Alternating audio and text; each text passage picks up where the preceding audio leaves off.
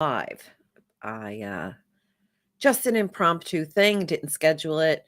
I've had a very busy week. If you all, I wanted to say today was the first kitchen and bath design intensive from my sixth program. I have six sessions.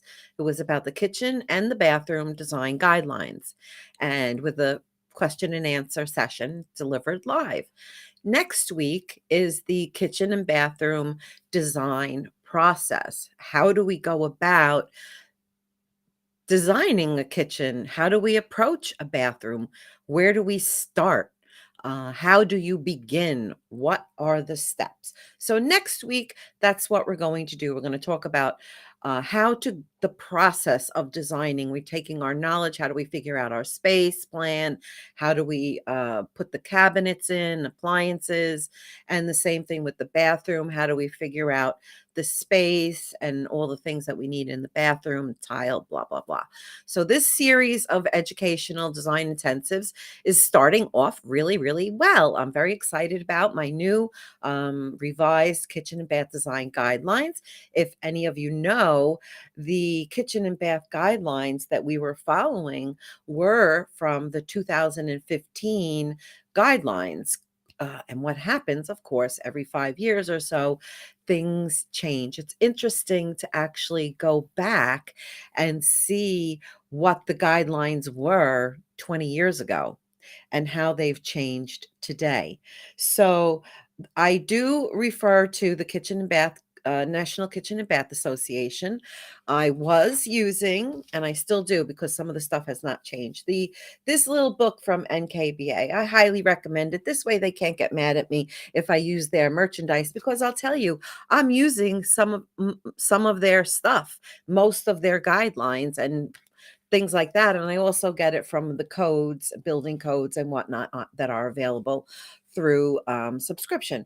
And now they have this newer book, okay, the Kitchen Guidelines Planning. It includes the outdoor space, outdoor kitchens, outdoor bathrooms, laundry rooms, offices, gyms, steam rooms, exercise areas. So it's supporting design in different rooms. A lot of things have changed. Well, not a lot, but a few major changes. Mostly, I have to say, in the bathroom. In the bathroom is where there have been many, many changes to the guidelines. So, anyway, that was this week's course. And in this new planning book, if you really want to know about handicapped and get very, very detailed, this new guideline has all of the handicapped accessible things. And we're really talking about the ergonomics in design in this new guideline. So it's a little bit more money. I do prefer a paper than a Kindle version. Um, but the guidelines that have changed, I've updated and everything is current. And it's just, I did not include all the guidelines in my seminar because we will be here for a week. There's too many guidelines. I am teaching the most basic ones that I use all the time. I've used throughout my 30-year career and that I've run into the most often, and it is the most common situation for residential kitchen design and bathroom design. So that's what I was teaching. And like I said, next week, we take it into the processes of how we start a kitchen project all the way to presenting it to our customer for our initial consultation.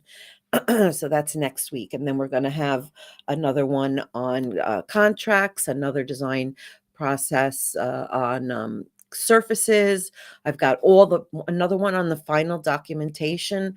So how do we actually sell the project? So I've got this project.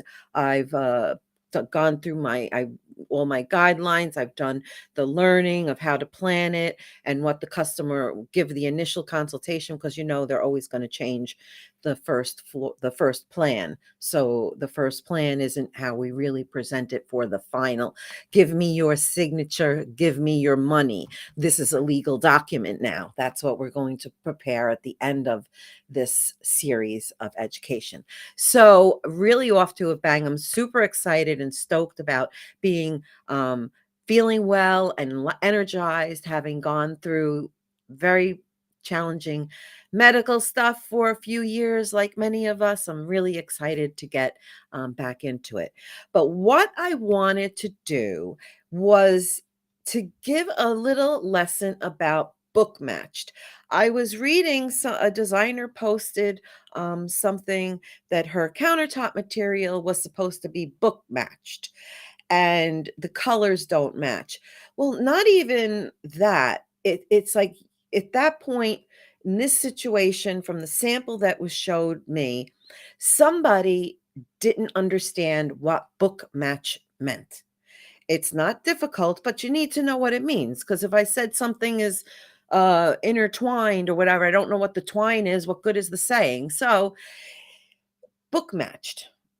When they get granite, they get it from the mountain. They're cutting big blocks out of this stone, and they're, 20 feet by whatever. And then they proceed to cut it. Then they proceed to finish it. Then they proceed to ship it to the countries of export where the end user is going to be. So it goes to the supplier, the distributor, and then from there it goes to the fabricator. And the fabricator could be the buyer. So some fabricators bring in containers of material, other fabricators use granite yards, marble yards, but the material is being cut out of a solid block. And if it's wood, it's the same thing. It's getting cut out of one trunk right down the middle. Okay, so it's getting sliced. So when you have the whole thing, what does it mean, book matched? Book matched means when they cut that granite or that wood, they cut it not slice, slice, slice, slice, and finish just the front edges, but they actually cut it to be like a book, and it's cut, sliced through, and then they finish this side and they finish this side. So when you see the material, it looks like this. Book matched. It's the same exact on the left and exactly on the right because they're one piece split down the middle and opened up like a book.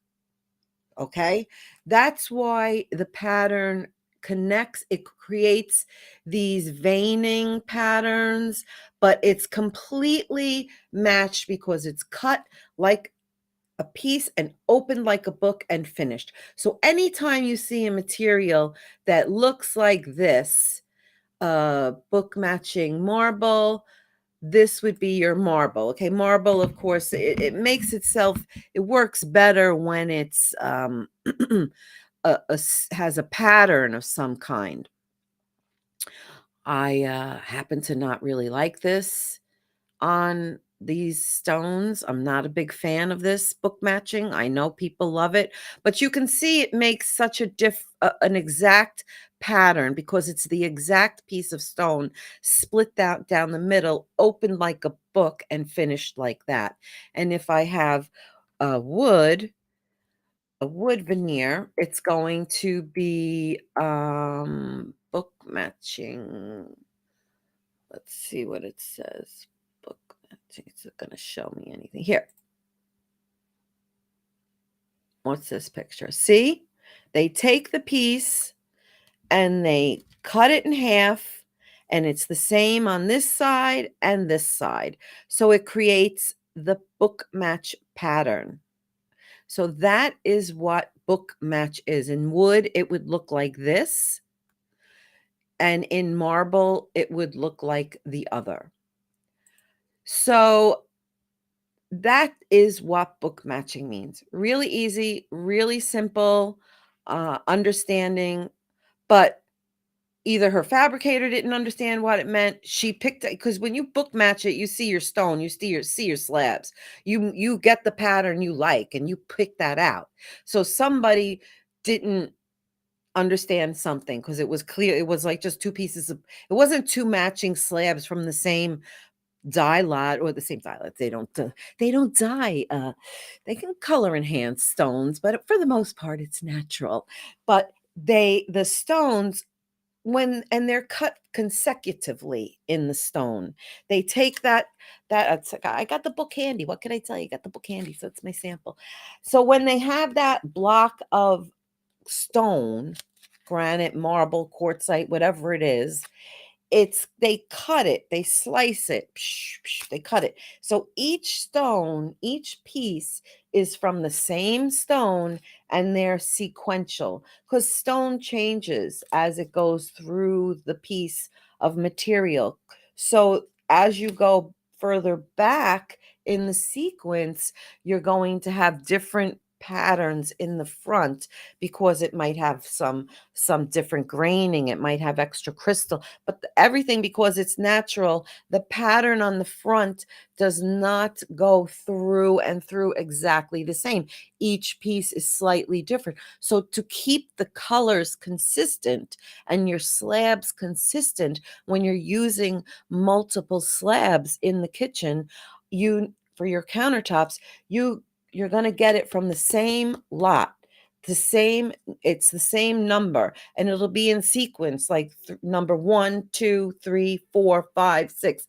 So you usually pick number 1 and number 2, or number 3 and number 4, or number 4, 5, and 6. But you don't want to pick 1 and then go to 4 and then go to 6. You want to kind of keep it in the same lot. Okay, so that's how stones work. Natural, not man-made, but grown, developed, created through thousands of years of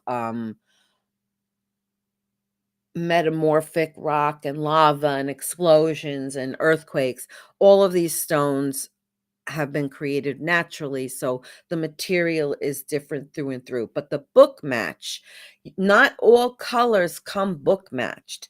You can't just go, oh, well, can you make that book matched? No, it comes like that from the warehouse, from the factory. That comes like that. So unless your fabricator has the capabilities of finishing and sanding and polishing an entire slab of granite, which is, twice as much money as it because you paid for now both sides are finished, whatever. You got to buy the material like that. It has to, you see, this lot right here, I have a couple of book match pieces because you have to realize not everybody does this. So it's only a few colors, a few things. You're not going to get it readily available all over the place because it's more difficult. It's harder to produce it. They have to ship together. They need to be, they don't need to be sold together, but that's what's meant by book matching. Okay, so keep that in mind. And the other little thing to remember is on those man-made materials, they're made individually, piece by piece by piece by piece. They're not cut from anything. They don't make a big slab of quartzite. They run slab through slab through slab like tile. And when you deal with that material, because it's going through mass production, they print it on the backside of it. The backside has their factory information. Maybe it has a barcode and a scanner because this stuff is all manufactured. So when you go and have a countertop made and your countertop has an overhang of any kind, it will not be finished on the bottom side unless specified. So if you, for any reason, have a client or, let's say it's a bar top, so it's up higher, and maybe people sitting down below would be able to look underneath it. But in some instances, not all instances, you would polish the underside of that counter overhang so that any writing or any uh, unfinished stone would be finished, although stones with a netting back cannot be finished on the underside. That's set there for durability reasons when you have a granite and a stone with that mesh on the back. You don't take that off because that comes from the off the container like that. That's not something that your fabricator puts on. The slab is sold like that. So, for the most part, when you have that overhang, you do need to consider the underside. And it's sometimes, it's all these little things that we have to remember. Every little tiny little detail, even under the cabinets, the countertop, even under the cabinets. It's all these little things. So, I'm here to help you remember those things, to help educate you on those things, and to keep on keeping on. Yeah. So, if you want to join any of my upcoming design intensives. There's 5 more in the series. Keep an eye out for some more promotional email. And that's it. Okay, guys, have a great day. Thanks so much.